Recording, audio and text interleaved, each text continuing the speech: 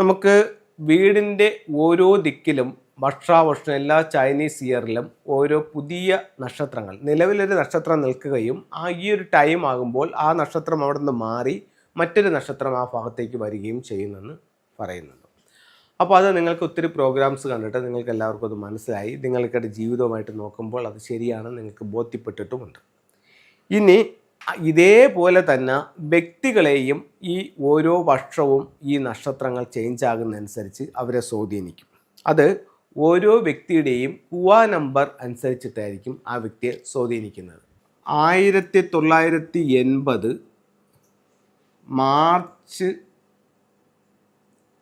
10 ജനിച്ച ഒരു പുരുഷൻ,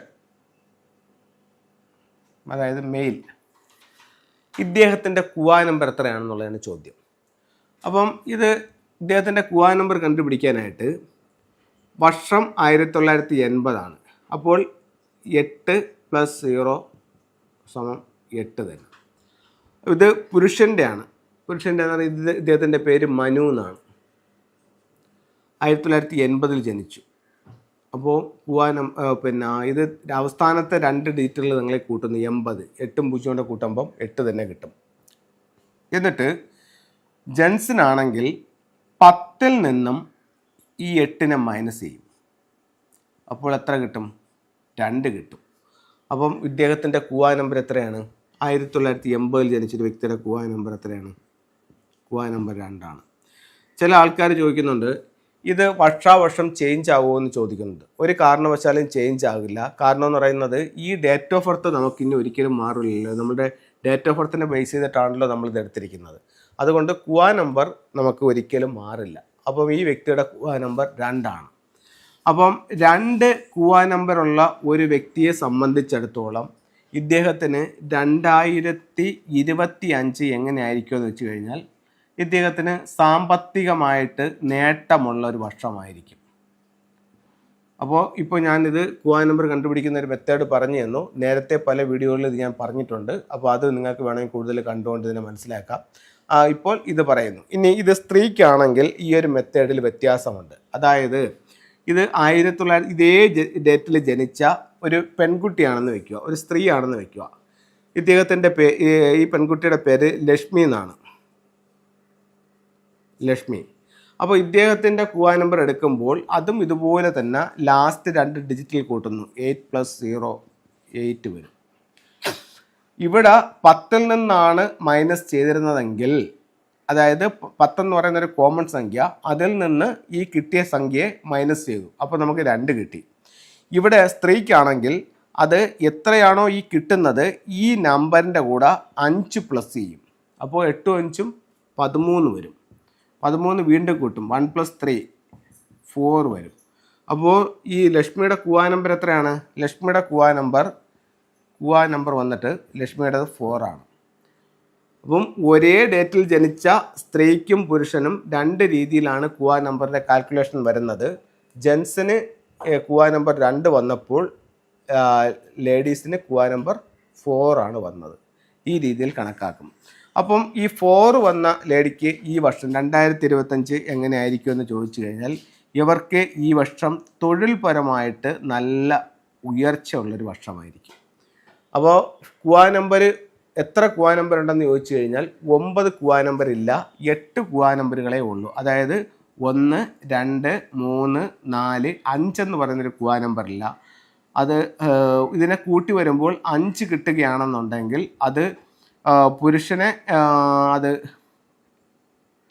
കൂട്ടി വരുമ്പോൾ 5 കിട്ടുകയാണെങ്കിൽ പുരുഷനെ അത് 2ആയും സ്ത്രീയെ അത് 8ആയും പരിഗണിക്കും.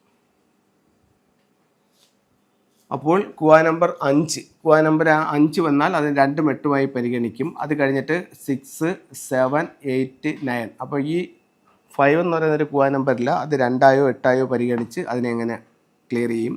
അപ്പോൾ ബാക്കി 8 നമ്പറുകൾ.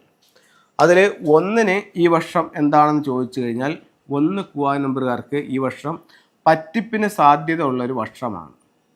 2 കുവാ നമ്പറുകാർക്ക് ഈ വർഷം സാമ്പത്തികമായിട്ട് അഭിവൃദ്ധിയുണ്ട്. 3 കുവാ നമ്പർ ഈ വർഷം സമ്പത്തിൻ്റെ വർഷമായിരിക്കും. 4 കുവാ നമ്പർക്ക് ഈ വർഷം തൊഴിലിൻ്റെ വർഷമായിരിക്കും.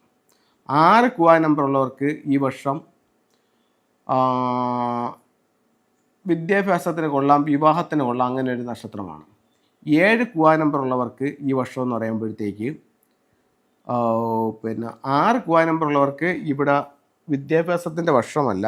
6 കുവായ നമ്പർ ഉള്ളവർക്ക് ഈ വർഷം വരുന്നത് കലഹത്തിന് സാധ്യത ഉള്ളൊരു വർഷമാണ്. 6 കുവായ നമ്പർ ഉള്ളവർക്ക് കലഹമായിരിക്കും. 7 കുവായ നമ്പർ ഉള്ളവർക്ക് വിദ്യാഭ്യാസപരമായിട്ട് നല്ല വർഷമാണ്. 8 കുവായ നമ്പർ ഉള്ളവർക്ക് ഈ വർഷം വളരെ മോശം വർഷമാണ്. ലോസിന്, നഷ്ടങ്ങൾക്ക് സാധ്യതയുള്ളൊരു വർഷമാണ്. 9 കുവായ നമ്പർ ഉള്ളവർക്ക് ഈ വർഷം ടെൻഷനുള്ളൊരു വർഷമായിരിക്കും. അങ്ങനെയാണ് ഓരോ കുവായ നമ്പറുകാർക്കും ഈ വർഷം എങ്ങനെയാണ് അവരെ സ്വാധീനിക്കുന്നത് എന്നുള്ളത് പറയുന്നത്. അപ്പം ഇത് എല്ലാവരും ഒന്ന് ഓർത്ത് വെച്ചാക്കുക. അങ്ങനെ ഓരോ കുവായ നമ്പറുകാർക്കും ഈ വർഷം വരുന്ന ഒരു പറ്റിപ്പിന് അല്ലെങ്കിൽ സമ്പത്തിന് ഒക്കെ അനുസരിച്ചിട്ട് ഓരോരോ റെമഡികളുണ്ട്. അത് നിങ്ങൾക്ക് ഒരു ഫംഗ്ഷൻ കൺസൾട്ടനുമായിട്ട് കൺസൾട്ട് ചെയ്തിട്ട് എടുക്കാവുന്നതാണ്. അത് പറയണമെങ്കിൽ ഒത്തിരി ഉണ്ട്.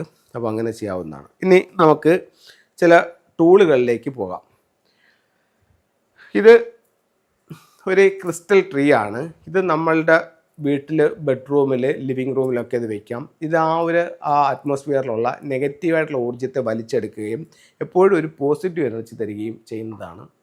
അതുപോലെ ഇതൊരു ഫയർബോളാണ്. 2025 നോർത്ത് വെസ്റ്റ് ഭാഗത്ത് വയ്ക്കുന്നത് കലഹം ഒഴിവാവാനായിട്ട് നന്നായിരിക്കും. അതുപോലെ തന്നെ ഇത് ഒരു വെൽത്ത് ഷംബാലയുടെ സ്റ്റാച്യു ആണ്. ഇത് സമ്പത്തുണ്ടാവാൻ വേണ്ടി നല്ലതായിരിക്കും.